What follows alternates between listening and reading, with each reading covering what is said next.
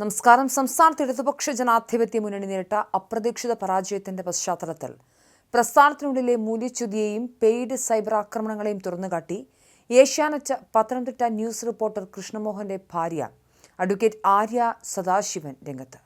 ശബരിമലയിലെ സ്വർണ്ണക്കൊള്ള പുറത്തുകൊണ്ടുവന്നതിന് പിന്നാലെ കൃഷ്ണമോഹനെതിരെ നടന്ന വേട്ടയാടലുകൾക്കും സൈബർ ആക്രമണങ്ങൾക്കുമുള്ള മറുപടിയാണ് തെരഞ്ഞെടുപ്പ് ഫലമെന്ന് ആര്യ തന്റെ കുറിപ്പിലൂടെ വ്യക്തമാക്കുന്നു.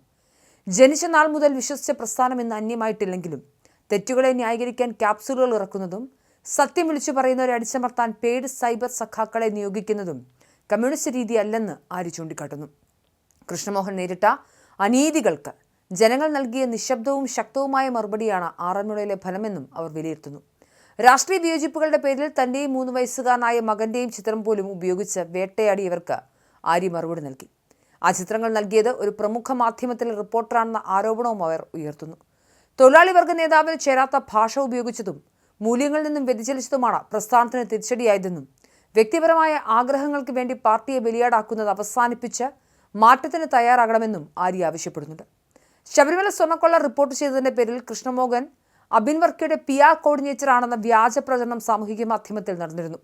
ഇതിനെതിരെ സൈബർ പോലീസിൽ പരാതി നൽകിയിട്ടുണ്ട്.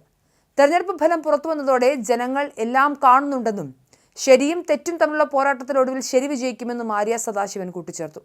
തെറ്റുകളെ ന്യായീകരിക്കാൻ ക്യാപ്സ്യൂളുകൾ ഇറക്കുന്നതും ശബ്ദിക്കുന്നവരെ അടിച്ചമർത്താൻ പെയ്ഡ് സൈബർ സഖാക്കളെ നിയോഗിക്കുന്നതും കമ്മ്യൂണിസ്റ്റ് രീതിയല്ലെന്നും ആര്യ ചൂണ്ടിക്കാട്ടി.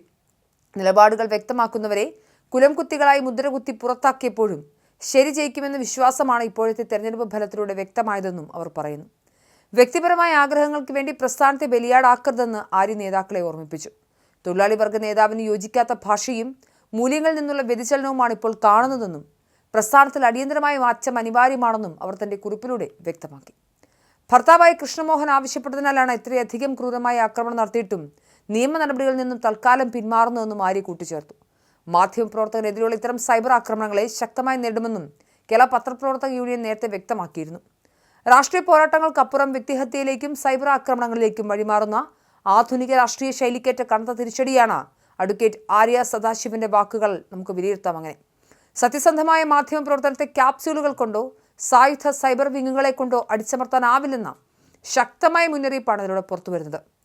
ഒരു പ്രസ്ഥാനം അതിന്റെ മൂല്യങ്ങളിൽ നിന്ന് വ്യതിചലിക്കുമ്പോൾ ജനങ്ങൾ നൽകുന്ന നിശബ്ദ പ്രതികരണം തെരഞ്ഞെടുപ്പ് ഫലങ്ങളിൽ പ്രതിഫലിക്കുമെന്ന ആര്യയുടെ നിരീക്ഷണം ജനാധിപത്യ സമൂഹത്തിൽ ഏറെ പ്രസക്തമാണ്.